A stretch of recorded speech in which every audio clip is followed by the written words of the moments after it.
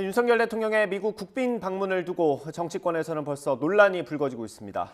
특히 일본이 100년 전 역사 때문에 무릎을 꿇어야 한다는 생각을 받아들일 수 없다고 보도한 외신의 윤 대통령 인터뷰 내용을 두고 파장이 커지고 있는데요. 취재기자 연결해 알아보겠습니다. 권남기 기자. 네, 국회입니다. 네, 지금 윤 대통령 발언 때문에 지금 국회에서 논란이 좀 되고 있죠. 어떤 내용입니까? 네, 윤석열 대통령의 외신 인터뷰 내용을 두고 민주당은 일본 총리의 말로 착각하고도 남게 했다며 매우 몰역사적인 인식을 드러낸 것이라고 거세게 비판했습니다. 앞서 워싱턴 포스트는 윤석열 대통령과의 인터뷰를 통해 윤 대통령이 일본이 100년 전 역사 때문에 무릎을 꿇어야 한다는 생각은 받아들일 수 없다고 말했다고 보도했습니다. 매우 무책임하고 몰역사적인 인식을 드러냈습니다. 우리 민족에게 행한 가호에 대해 진정한 반성도 뉘우침도 없는 일본을 향해 절대 무릎 꿇지 말라고 애걸이라도 하겠다는 것입니까? 반면 여당은 넷플릭스 투자 유치 성과를 강조하는 동시에 한일 관계 정상화를 늦출 수 없다는 취지의 발언을 두고 꼬투리를 잡는다며 야당의 공세에 적극적으로 반박했습니다. 북핵이 고도화되고 연일 미사일 실험을 하고 있는 이런 상황에서 대통령께서는 이 안보 협력 문제를 아주 심각하게 보시고 한일 간의 안보 협력이 불가피하다는 그런 취지로 말씀하신 거니까. 여당 일각에서는 대통령 발언을 진위대로 썼는지 고민해야 한다는 외신의 왜곡 의혹까지 나오면서 한동안 파장은 계속될 것으로 보입니다.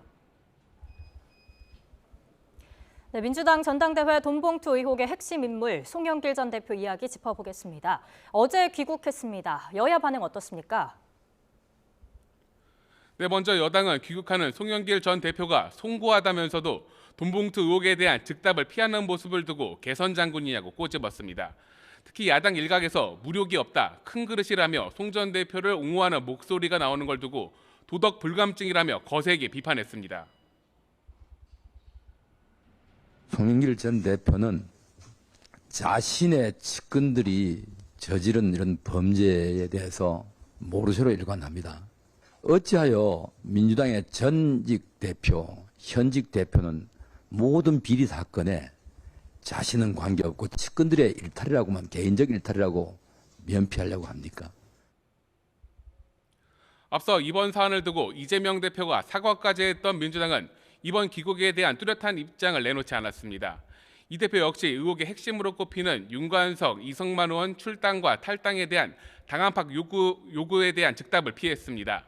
다만 비이재명계로 꼽히는 이현욱 의원은 아침 라디오에서 지도부의 결단이 필요하다며 이들에 대한 출당 필요성을 강조했습니다.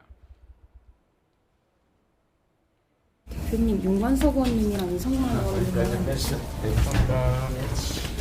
민주당이 온정주의를 갖고 이 사안을 바라보면은 결코 해결할 수 없다라고 보여져요. 지금은 정말 지도부의 결단이 필요한 시기입니다. 대의원제 개선에서 전수조사까지 수습책을 두고도 당내 이견이 불거지는 가운데 송 전 대표에 대한 수사가 본격화될수록 이런 분란은 더욱 커질 것으로 보입니다. 네, 오늘 국회 일정도 하나 보겠습니다. 전세 사기 피해 지원 법안이 이례적으로 신속하게 상임위를 통과했다고요? 네, 국회는 행정안전위원회 전체회의를 열고 전세 보증금을 밀린 지방세보다 먼저 돌려줘 전세 사기 피해를 줄여보자는 내용의 지방세 기본법 일부 개정 법률안을 여야 합의로 처리했습니다. 소위원회와 전체회의를 연달아 열며 통상적인 법안 처리 절차보다 훨씬 빨리 하루 만에 심사와 처리가 이뤄졌는데 오는 27일 본회의에서 통과될 예정입니다. 피해자 우선 매수권 부여 등의 대책이 담긴 특별법 제정에 대해서도 27일 본회의 전까지 여야가 처리에 합의할 수 있을지 주목됩니다.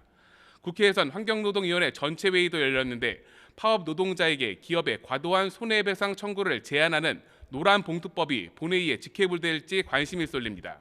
지금까지 국회에서 전해드렸습니다.